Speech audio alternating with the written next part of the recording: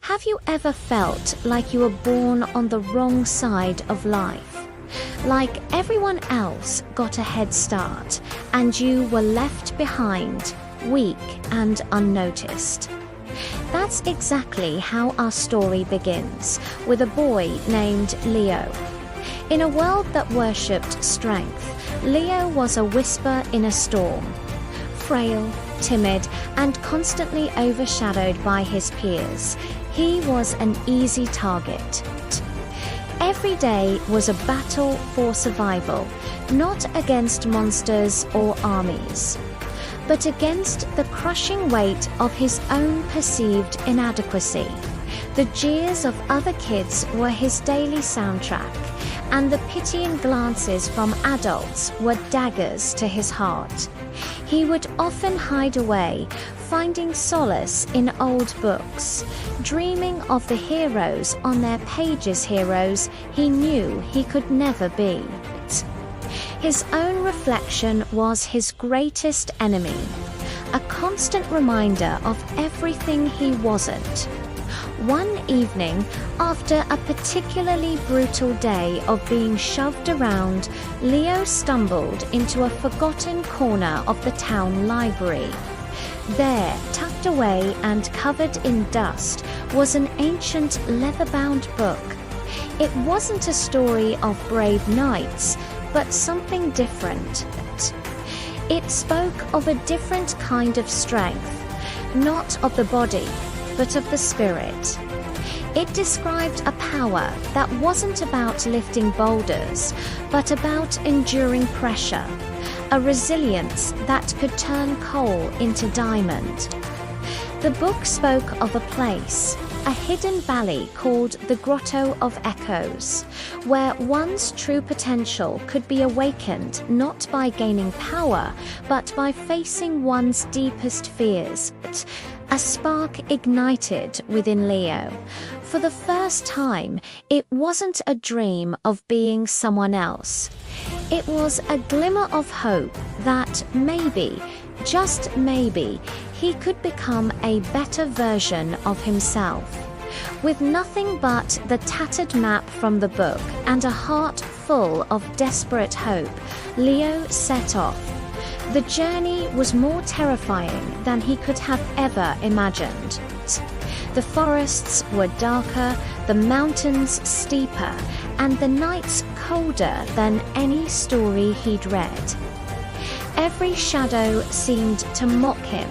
Every gust of wind whispered his insecurities. He was clumsy, he was weak, and he fell more times than he could count. Many times, huddled against a rock for warmth, he thought about turning back. The comfort of his lonely room seemed like a paradise compared to this harsh reality. But then he would remember the faces of his bullies, the sting of their words, and the hollow ache in his chest, and he would get back up. Each step, fueled by a stubborn refusal to give up, was a tiny victory against the boy he used to be. Finally, bruised and exhausted, he found it. The Grotto of Echoes wasn't a magnificent cavern, but a simple, quiet cave. As he stepped inside, strange whispers filled the air. They were the echoes of his own fears, amplified and given voice. You're worthless. You'll never be good enough. But everyone knows you're a failure. The voices were relentless, clawing at his mind, pushing him to the brink of despair. He crumpled to the ground, tears streaming down his face. This was it. This was the final test. But as the voices raged, something inside him shifted. He had heard these words his entire life, but out here, alone, having survived the journey, they started to lose their power. He stood up, not with a roar, but with a quiet defiance. "You might be right," he whispered back to the echoes. "But I'm still here." In that moment of acceptance, the echoes faded, replaced by a profound silence.